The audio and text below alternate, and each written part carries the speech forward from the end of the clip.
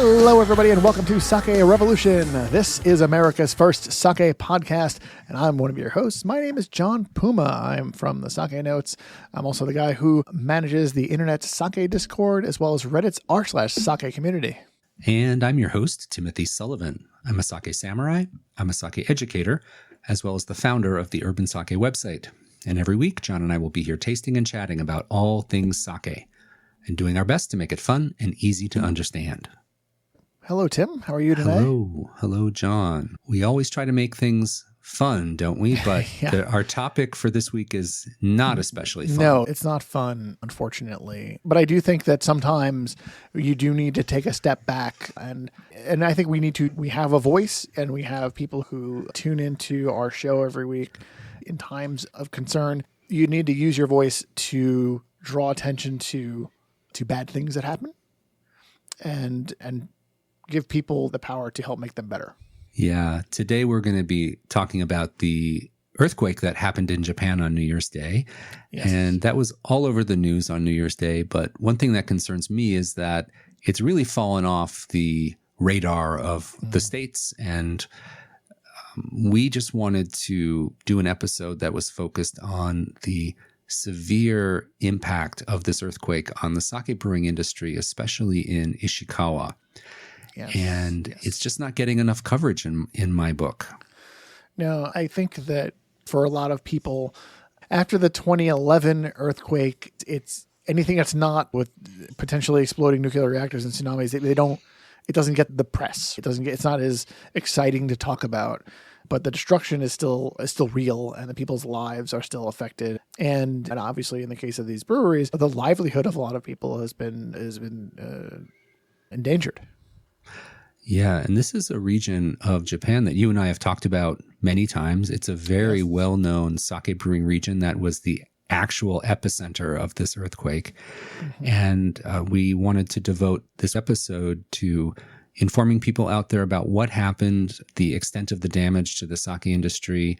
We also want to profile a sake and one of the particular breweries that was very damaged. And we want to let people know how they can help. Yeah. I guess we should start with the particulars.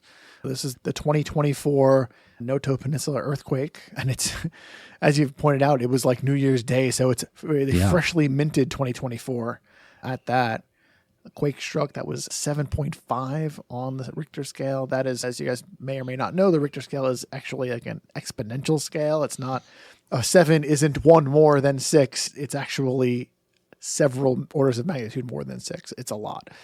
And it struck about 7 kilometers. That's 4.3 miles for our American listeners. That's most of us. Northwest of Suzu, which is on the Noto Peninsula of Ishikawa Prefecture. Yeah, and there were a few towns in particular that were affected by this. Wajima, Suzu, and Anamizu, those 3 towns were affected by the earthquake in particular. Wajima is really well known for lacquerware, and it's really well known for sake breweries. And the sake we're going to taste today is actually one from Wajima. So they're really in the crosshairs of this horrible earthquake. There have been about 238 fatalities reported so far in Ishikawa, and over 1,300 people were injured so far. And it is every few years, it seems like there's an earthquake that reaches up to this magnitude in Japan. They're incredibly well prepared to deal with this, but even the best countermeasures still result in fatalities and destruction of buildings every few years. So it's a fact of reality in Japan. Yeah, I think this is the worst quake since the 2016 earthquake over in Kumamoto. That was insane. I was actually in Japan during that. I was in Tokyo, so quite far away, but it was all over the news, and a lot of people were very stunned and shocked seeing it all happening in real time. It was very crazy. And I looked up online some information about, for the sake industry in particular, for the regions surrounding Ishikawa, how many breweries were affected out of the total number of breweries.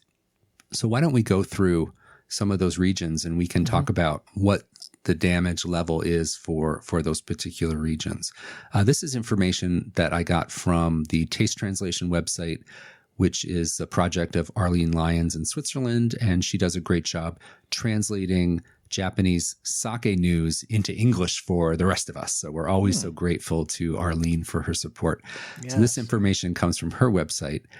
And why don't we start with ground zero? Why don't we start with Ishikawa? Yeah. This language is purely about the breweries, right? Yeah, this is about So it looks out of the 33 breweries over in Ishikawa, 24 of them reported damage. That's a lot. And 8 cases of destruction, which they're showing as like breweries or offices, homes, stores, etc. 2 cases of severe damage, no human casualties at the breweries, which is a mercy. The 10 sake breweries that are actually on the peninsula will not be able to produce or distribute sake for a while. They need to rebuild quite a bit, considerably. The note about all this, though, is that really like the full assessment of knowing how bad the damage is actually hindered because there's evacuations, there's the roads that are destroyed that people can't get to places to find out how bad they are. Yes. This is something that even a month out is going to start. We're still going to be hearing things and peeling back the onion, so to speak. Yeah, and if you remember my story about going to the Noto Peninsula when I visited Sogen Brewery, I did hear that Sogen it actually had landslide damage. So it wasn't destroyed by the earthquake itself, but there was landslides that affected several of the brewery buildings. So they're also out of commission for this brewing year for sure. Getting there, it's a narrow peninsula that juts out into the Sea of Japan. And if several roads are disrupted or broken apart, getting aid further into the peninsula is very difficult. So I think the full extent of the damage is just now slowly being reported and being uncovered even several weeks later. So that's a quick overview of what happened in Ishikawa. But it doesn't stop there. There's also breweries in Toyama that were damaged, breweries in Fukui, and in Niigata. Niigata has a lot of breweries, Tim, if I'm not mistaken, something like almost 90, if I'm not, if I'm remembering right. 29 suffered damage. So people forget that Niigata's right over there also. And it's a lot. It's a lot to take in. For this is an industry that has been going through some hard times and that is near and dear to all of our hearts here listening. And here we are with a lot of setbacks for a lot of breweries. Yeah, and there's also one report from Nagano Prefecture of one brewery out of the 80 has reported damage. But the one saving grace in all of this is that none of the sake breweries reported any loss of life from the destruction. So that is a blessing for sure. Yes, very much so. Yeah, but with even the breweries that their buildings survived relatively intact or didn't collapse completely in the Ishikawa region, their existing store of bottles was often destroyed. Yes. And then their ability to finish any type of brewing this year is not possible. So we really have our thoughts with all the brewing community, all the industry people in Ishikawa and the surrounding prefectures that were affected. Mm-hmm. So we're going to take a moment now and we're going to introduce the sake we're going to be sipping today. And Tim, as you mentioned earlier, this is from the region. And you want to go ahead and introduce this one? Yeah. We wanted to find a sake to taste on the show today to honor one of the breweries that is undergoing a big struggle. They're not going to be able to brew this year and maybe even not next year as they work towards rebuilding. But there are a number of breweries that have products on the market now in the States. And we wanted to pick one and focus on one brewery in particular as a representative for the breweries that are all struggling with producing this year. And the brewery we came up with was Hakuto Shuzo. Mm-hmm. They are located in Wajima, Ishikawa. And their brand is Hakuto, which is translated as deep faith, which is something we all need right now to deal with this horrible situation with the earthquake aftermath. This brewery was founded in 1722, And it is a family-run business. The current owners are husband and wife team Kiichi and Akiko Hakuto. They actually met at the Tokyo University of Agriculture, where they were both studying fermentation science. And Kiichi is the 9th generation of his family to carry on the tradition of brewing sake. So this is a family-run business, many, many generations. And this couple was well known for their dedication to promoting sake, and they are relatively young and vibrant, and I think they will be up to the challenge to rebuilding. It's a long road ahead, and of course, we want to send them our best wishes and any support we can. But let's look at the sake that they've been exporting. The exporter is Joto Sake, and let's take a look at the stats for the sake we're going to taste today. Sure thing, Tim. We've got Hakuto's Tokubetsu Junmai. As you mentioned, the Hakuto name, Deep Faith, is the English translation they're using. The rice variety on this sake is both Yamada Nishiki and Gohyaku Mangoku. The rice has been polished down to 55% of its original size. The yeast that's in effect today is number 14, which is apparently a Kanazawa yeast. Association number 14, I should specify. The sake meter value from that measure of dry to sweet is +2. The acidity is 1.6, and the alcohol percentage is 15 even. All right. Yeah, so this is their Tokubetsu Junmai, and it's a well-known sake, and Joto has been distributing this. They're a well-known distributor from small family-run breweries, and they put a message up on Instagram that this was a few days after the earthquake, and they were just acknowledging that Hakuto and another brand that Hakuto makes is called Shiragiku. So the Instagram handle for this brewery is Hakuto_Shiragiku. And the brewers have actually posted a few short videos to their Instagram showing the damage, showing them recovering the sign that had their brand name on it from the front of their building. And Joto was happy to report that the family and staff are all safe and physically well, but the brewery building itself suffered substantial damage and uncertain water and power supply, which of course makes it impossible to get back to brewing. You know, one thing that I've known from a lot of the distributors is that they have deep personal relationships with the families that make the sake that they sell. This isn't just a contractual relationship where they ship back and forth and they don't know each other. They visit each other often. They work together to promote their sake. And I know the people at Joto are close, personally close to the Hakuto family. It is just great to see them, their concern for them and their support for them. And I know that for any of the breweries that they distribute, that they'll be there to do whatever they can to help them get back on their feet. Oh, yes. I hope so. So additionally, there is a message here from Hakuto as well, from the brewery themselves. According to their messaging, it looks like their store, their office, the residential area. So there's housing around these breweries very often. So that's their house is actually attached to their house. The brewery. I actually live there. Wow. Their warehouse for storage, their commercial refrigeration buildings where they store sake as well. They have all collapsed. The walls are fully damaged. They're saying major damage to the equipment, major damage to the tanks, the washing machines, the pouring machines, everything they use to make sake on a day-to-day basis has been damaged. They didn't have water at the time of this post. They have a partial power outage and no word on when it's going to be restored. Keep in mind, everybody, that in situations like this with an earthquake, you also have a danger of aftershocks. So you can't always, the emergency services can't always jump right in and bring services fully back online because it could cause more damage during aftershocks.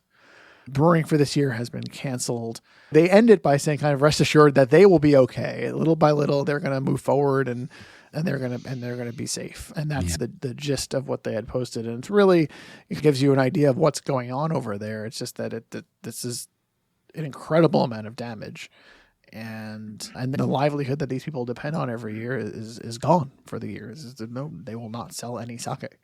That's it. That's terrifying if that's what you do to survive, to make money, and you have a family and employees that depend on you. Yeah, and it's hard. Yeah, and John, I think it's just a little bit overwhelming if you stop and think about this particular case multiplied not only across the sake industry, but across all industries. If you run a dog kennel or a dentist's office or whatever in this region, your industries have been affected too. So it's literally overwhelming to think about all these different industries that are affected. But one thing that helps me to take action and get focus is to look at the industry that directly affects something we care about so deeply and try to help in any way we can there versus just feeling overwhelmed and becoming incapacitated.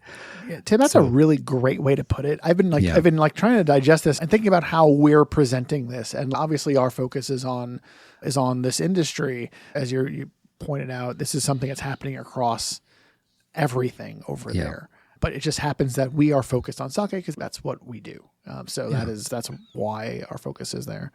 Yeah. So with that said, we're gonna have a sip of that Hakuto Tokubetsu Junmai that we spoke about, like we normally do, because this is still sake revolution. Yeah, and we want to honor the sake that they've made. We won't be able to get it. We won't be able to get it for 1 or maybe 2 years.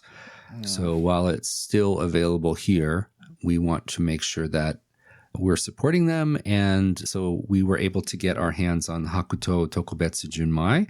So let's get this in the glass and we can give it a taste and give it a description. That sounds great.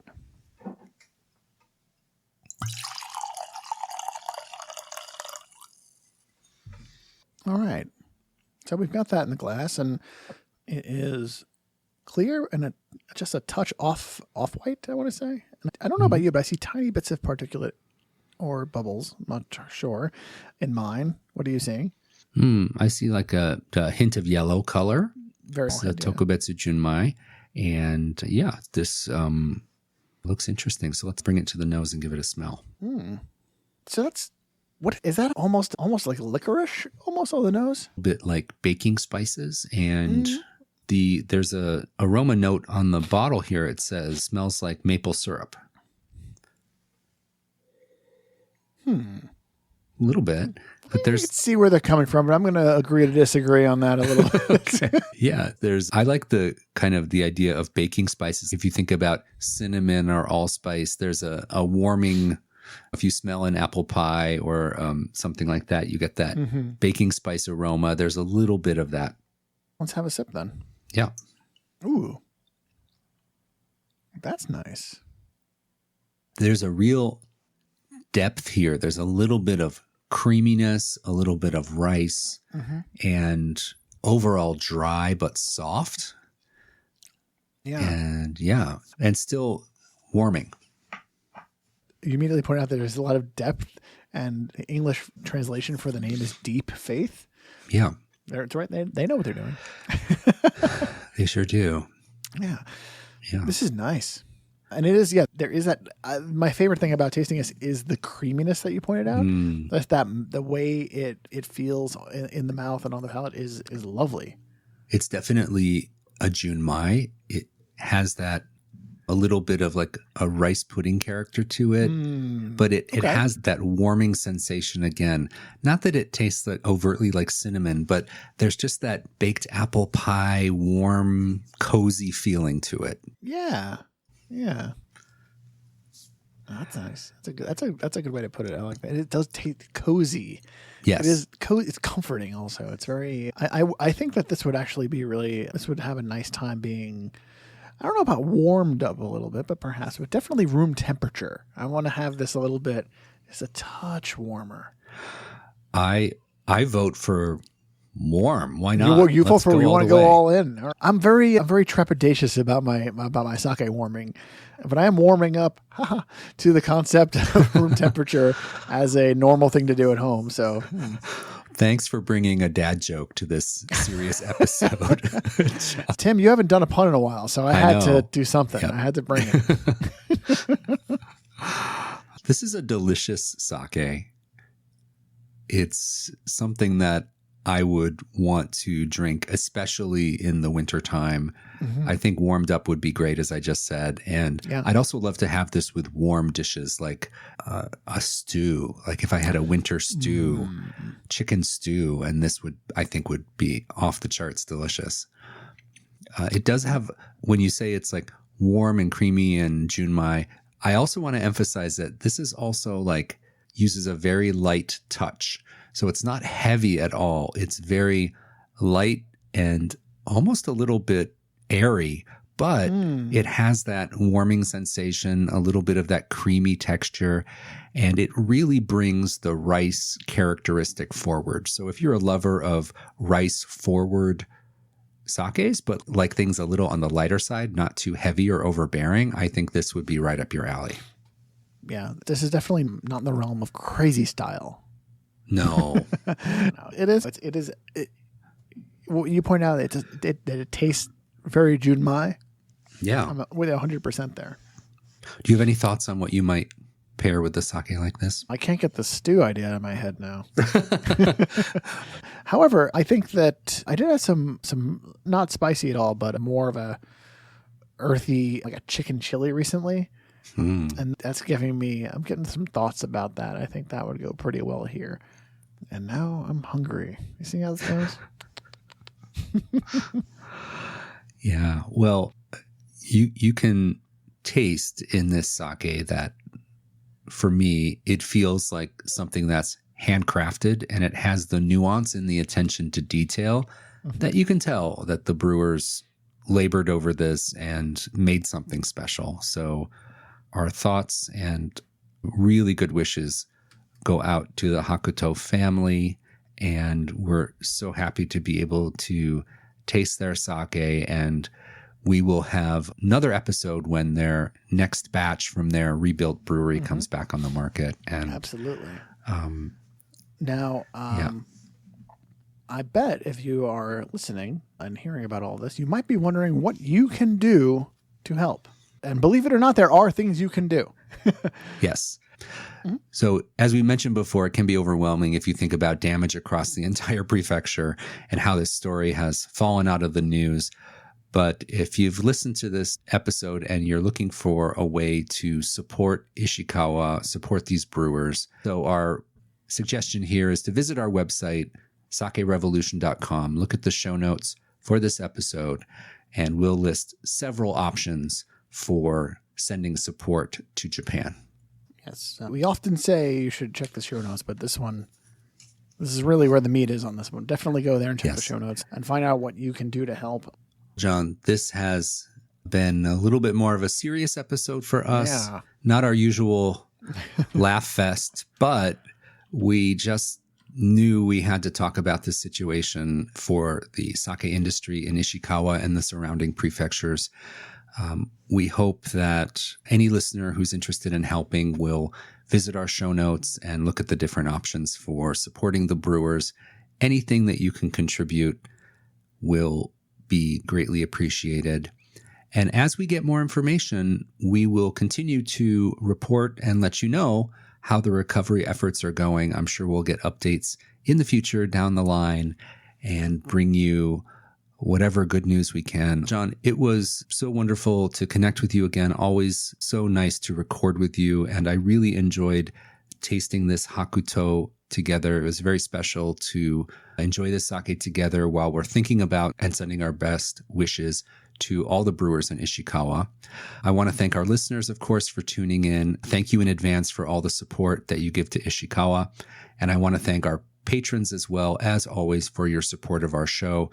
Without your support, we couldn't bring you Sake Revolution. So much appreciated. Yeah, and one last time, as Tim mentioned, if you go over to the show notes at our website, sakerevolution.com, you'll find information about various fundraising efforts to help support the breweries in the Noto Peninsula. On that note, please raise a glass and remember to keep drinking sake and Kanpai.